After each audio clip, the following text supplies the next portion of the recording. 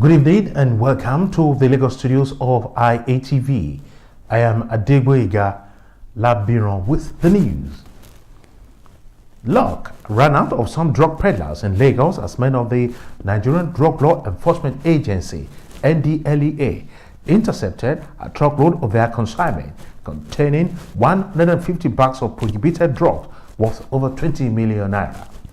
The command spokesperson in a statement said the truck with registration number JJJ959XN was intercepted on the 3rd of May at 1:30 p.m.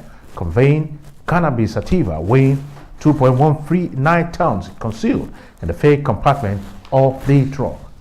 Two male suspects, Monday Michael, the driver, and Alex Adieli, his conductor, aged, were also apprehended on their way from Ondo to Lagos State. According to the acting state commander, Frederick A. Ziora, the interception was a result of intelligence gathered over a period of time on the alleged criminal activities of the suspects, who are believed to have specialized in bringing such illicit substances into Lagos State.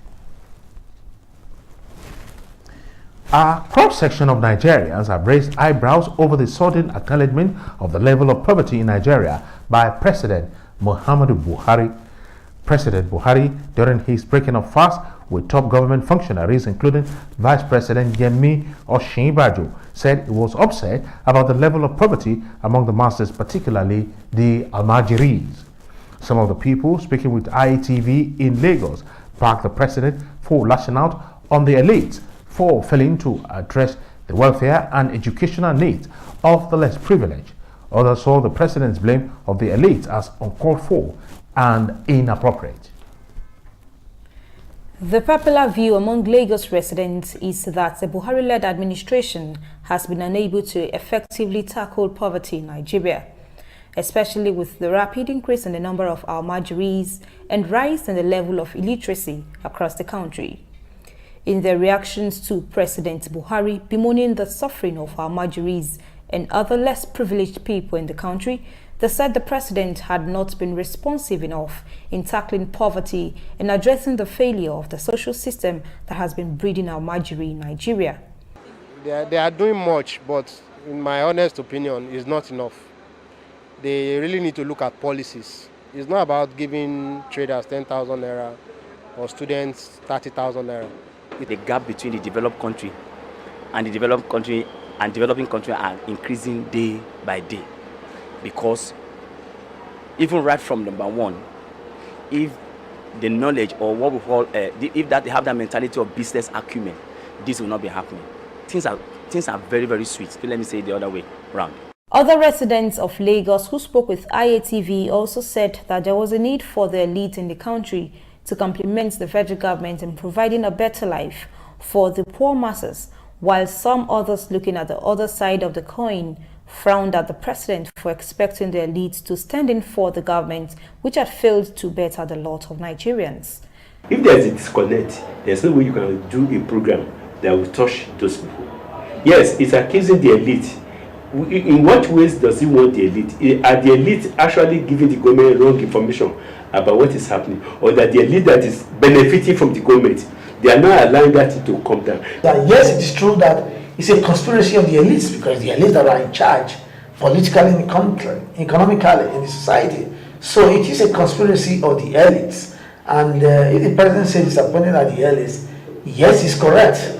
The respondents stressed the need for the Buhari-led administration to look into eradicating poverty by providing standard and enduring social intervention programs in place of the current trader money and empower programs. Faith Agbetuya, IATV News, Lagos. And now to Kwara State, where the Election Petition Tribunal has commenced its pre-hearing trial. The lead judge in the tribunal, Justice Basi Effiong, warned counsel against time wasting, as the tribunal will not extend the 14-day period for the pre-hearing trial. The People's Democratic Party, PDP, and its governorship candidate, Razak Atunwa, is challenging the victory of the All Progressive Congress, APC, and its governorship candidate, Abdulrahman Abdul Razak. The Action Alliance is also challenging the victory of the APC. second respondent at the time of the election was not qualified. And then the second ground was that he gave a false information in aid of his educational qualification. So in other words, when such prayers are made,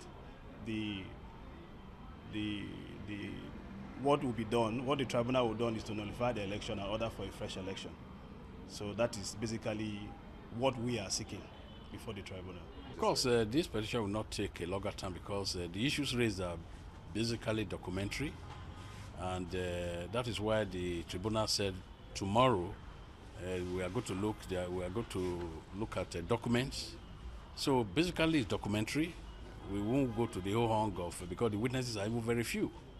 So I think the petition will be determined timeously, and by the grace of God, will come at us. Because from my education, they did not even file reply to annex pleadings, and they admitted that. The tribunal sitting continues on Thursday as it will continue to sit consecutively for 14 working days for the pre-hearing trial before the real trial. And now to Ondo State, where the Ondo State Command of Nigerian Police has launched Operation Puff Adder to check the challenges of insecurity in the state. The State Commissioner of Police, Undie Adie, said the operation will strengthen the security architecture and reduce rising cases of kidnapping and banditry across the state. Adie, who called for support of all stakeholders for the success of the operation, said men of the police force will leave no stone unturned in achieving peace in Ondo State.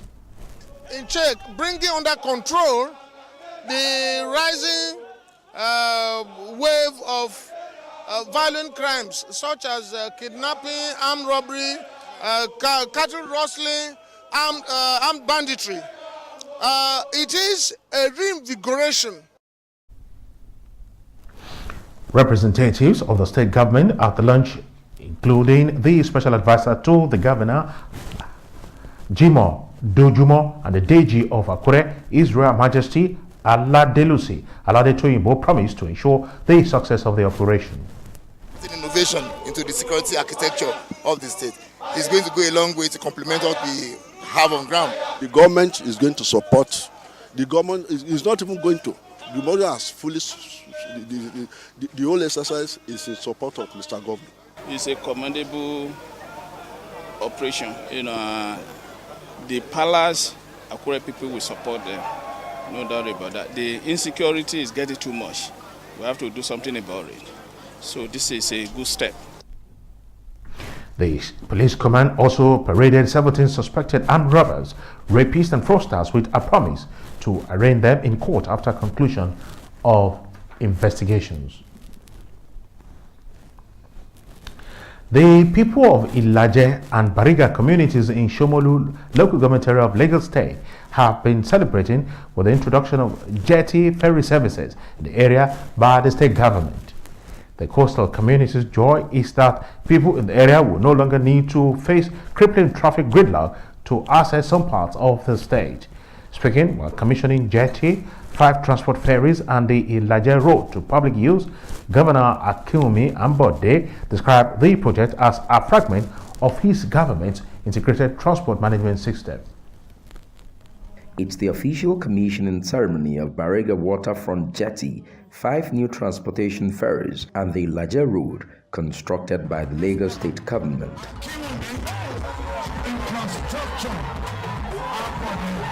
Government functionaries, traditional rulers, stakeholders in the water transportation system, among others, are all seated here to witness yet another milestone of the Lagos State government's transportation management strategies.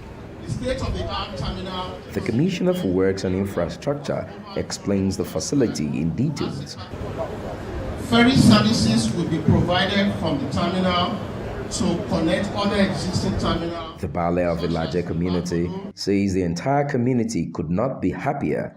He is thankful to the governor and his team, pledging the support of the community in protecting and promoting government interests in the area. Excellency, the good people of the Ilaje Bariga community and Bariga STD and Shomolu local government, all Lagosians will ever remember your excellency for the construction and this siting of this ultra-modern jetty at Nigeria River community for the sole... Before unveiling the jetty, Governor Ambode addressed the gathering, crediting the need to end insecurity and killings in the area as the driving force behind the project. What we are celebrating today was actually a solution that was rendered through one of the security challenges that I was having in the state at that time.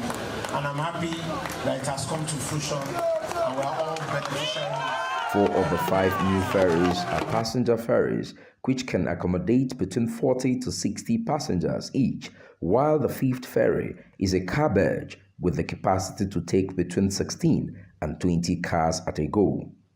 Thompson Andrew, IATV News, Lagos.